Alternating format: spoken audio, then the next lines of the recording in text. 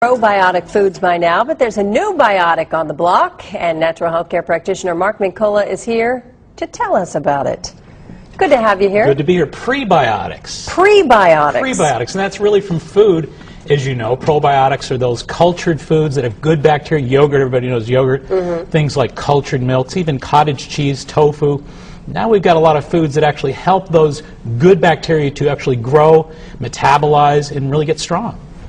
So that's the prebiotics. Prebiotics. Not the probiotics. Not the probiotics. They work together, though. It's a little confusing, so it's all good bacteria. There are 9 million good bacteria in our body. They've only discovered 2% of them. So all these foods provide us with a lot of protection. You know, all day long you're exposed to various bacteria. We're protected within our own bodies. All right, let's take a look at your list here. You always have a list. Yes, indeed. Got to have that food list, and we basically start off with those foods like obvious fruits. Fruits are high in sugar. Good sugar, fructose, of course. Prebiotics are really important from the perspective of good sugar to help those good probiotics to cultivate themselves. Also, there's food like whole grain products, whole grains as opposed to white flour, highly processed carbohydrates. Again, good sugars. Whole grains are good sugars.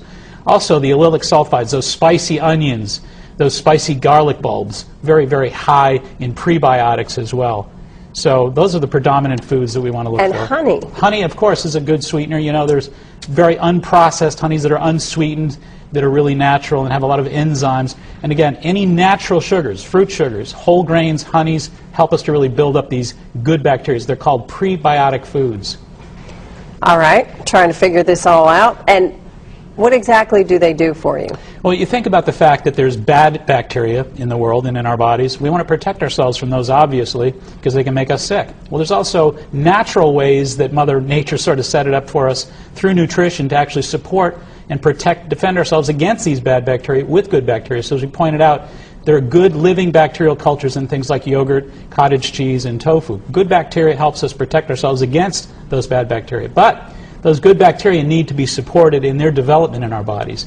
So these onions, garlic, fruits, whole grain products, and honeys help us to actually stabilize those bacteria so that they can really take hold. So add all those to your list. Add them all to your list and eat healthy. All right, Mark Mincola.